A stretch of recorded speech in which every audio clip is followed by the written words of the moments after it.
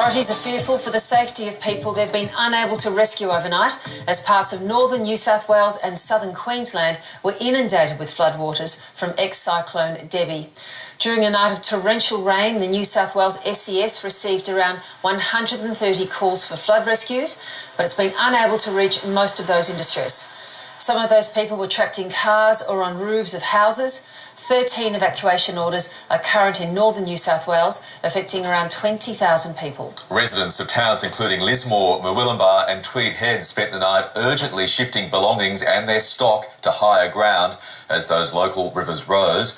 Further north across the border in Queensland's southeast, evacuation orders are also in place, with floodwaters still rising there and high winds also expected to hit later today.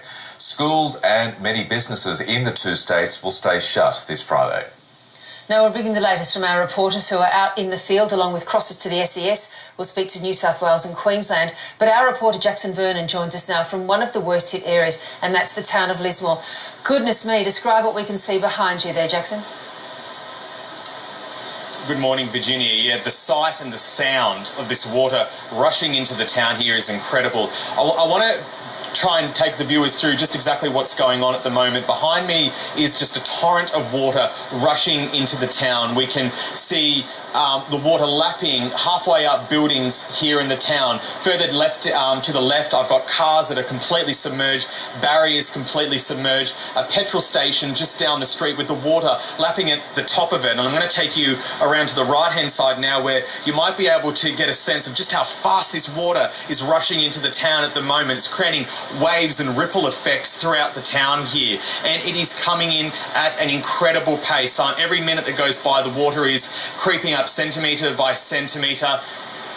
And I'm told that this could get as high as the flood here in 1974, which was one of the worst floods here in Lismore. Now, the problem and the cause of all of this is the Wilsons River. I understand that it peaked at around 10.7, 10.6 metres, which is one of its highest levels that it's reached. And the other problem is that the water is toppling over the levee. Now, the levee in the town here was raised 12 years ago and put in place essentially to protect the town here from flooding. Now, with that water toppling over, we can see the effect of it happening right now. Absolutely, and as you say, that water moving with the speed of a river, of a fast-flowing river, and of course the accumulations coming down from the hills, those deep creeks feeding it, it just must make it very hard. The SES told us, Jackson Vernon, they had more than 100 call-outs for help last night, for flood rescues, but they could not get to most of them.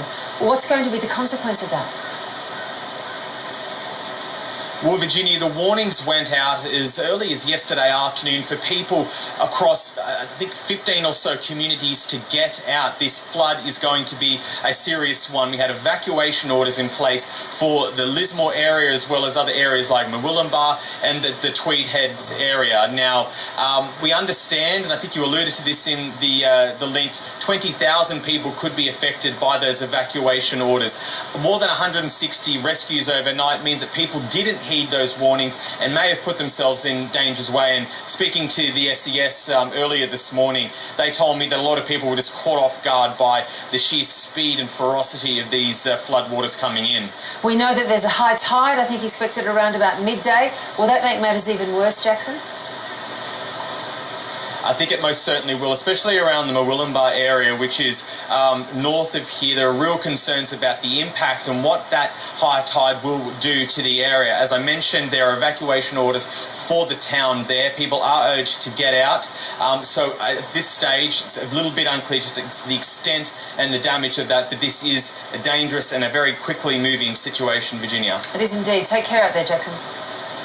And also serious concerns up north across the border about the Logan and Albert rivers potentially breaching their banks. We'll take you to Queensland in just a moment. Let's break from the flood coverage for a moment because it's been a very big night politically as well.